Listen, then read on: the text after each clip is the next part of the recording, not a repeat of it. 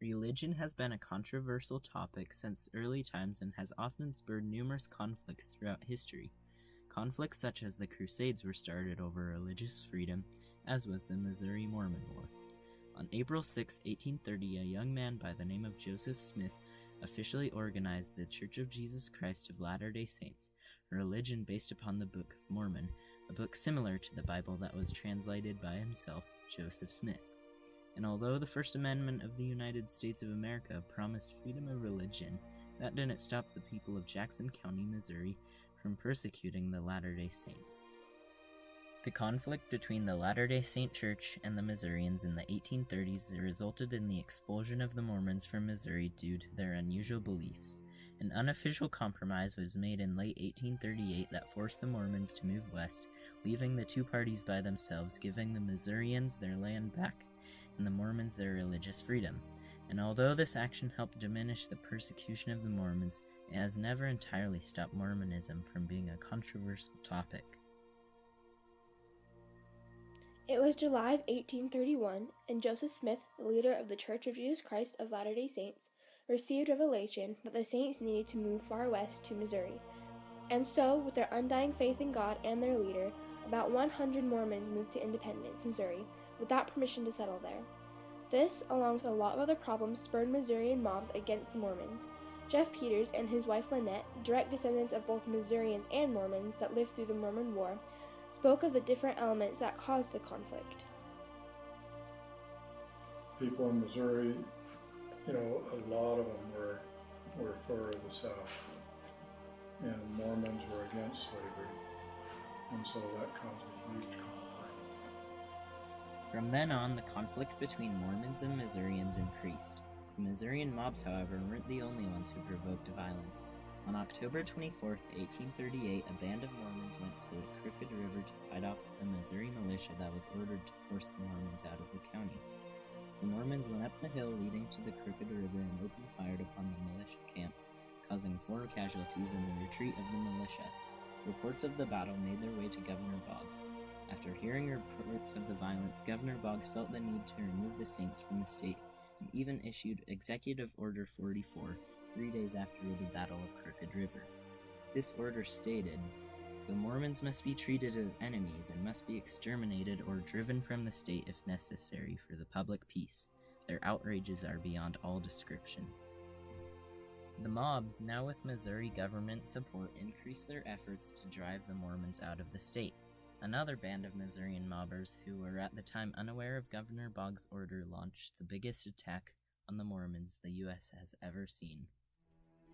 In the afternoon of October 30th, 1838, 250 to 300 mounted Missourians rode into Haun's Mill and without warning opened fire upon the settlement. 17 Mormons were killed and another 13 were wounded. When men ran out and called for peace, they were shot down. When they held up their hats and handkerchiefs and crying for mercy, they were shot down. When they attempted to run, they were cut down by the fire of guns. And when they stood still, they were shot down by putting their guns through the cracks of the building. Accounted Joseph Young, a survivor of the Haun's Mill massacre. One of the reasons why the Haun's Mill massacre was so impactful on the Saints was because of how merciless and violent the Missourians were. An excerpt also from Joseph Young's account read, "One small boy was killed, having his brains blown out. And during the affray, 2 other boys, belonging to Warren Smith, who was also killed at the time, hid themselves under the bellows. And when those murderers came into the shop, after killing all within except 2 men, one wounded and the other not, who lay concealed from their view by being covered with blood and dead bodies of the slain, the elder of the boys, crying for mercy from his hiding place, was immediately put to death by putting the muzzle of a gun to the lad's ear and blowing off the top of his head." The day after the massacre, a number of Missourians returned to plunder Haun's Mill and warned the Saints to leave Missouri. On that same day, the Missouri militia made a treaty with the Mormons, a compromise that let the Mormons leave Missouri in peace, as long as they left immediately.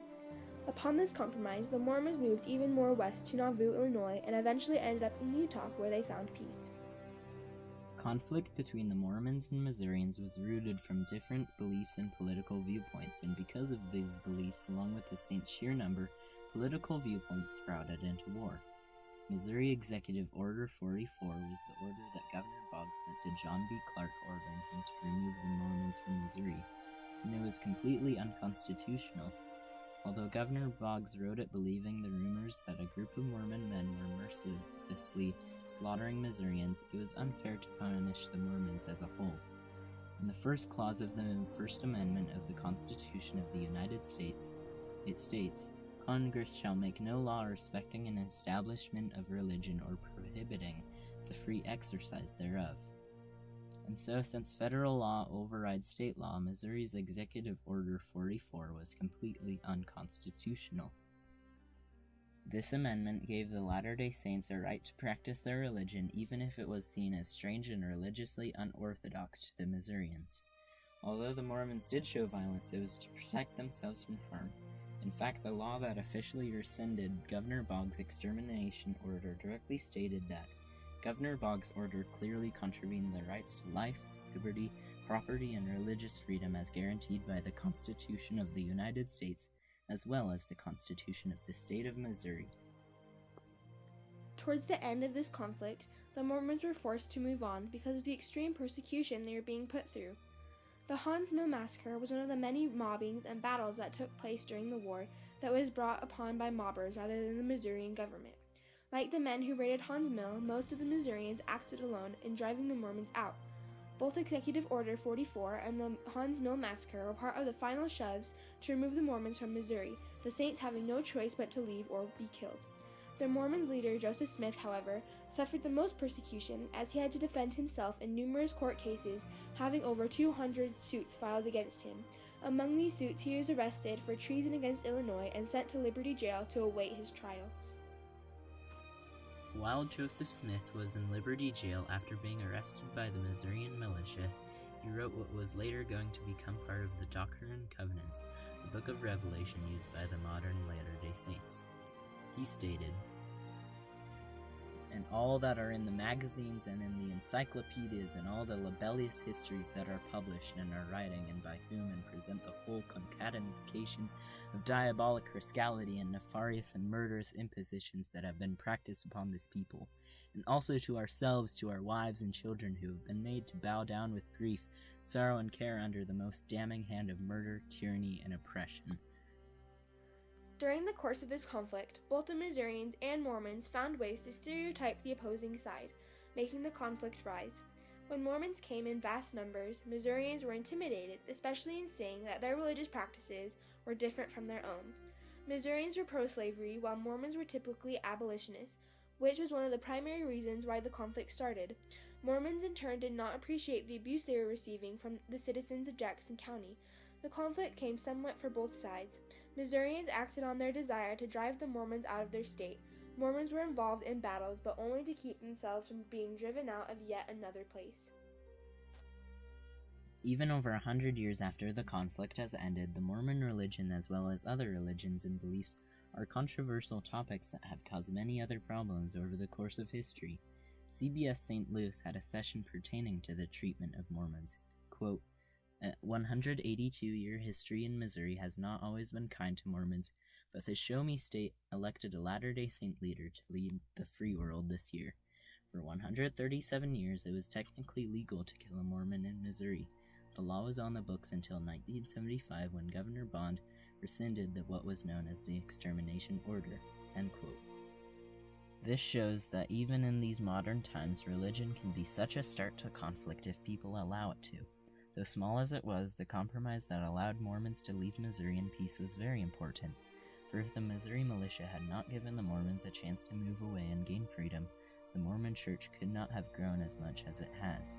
Today, the Mormon Church's numbers reach more than 15 million people and is actively providing humanitarian aid for 189 countries around the world.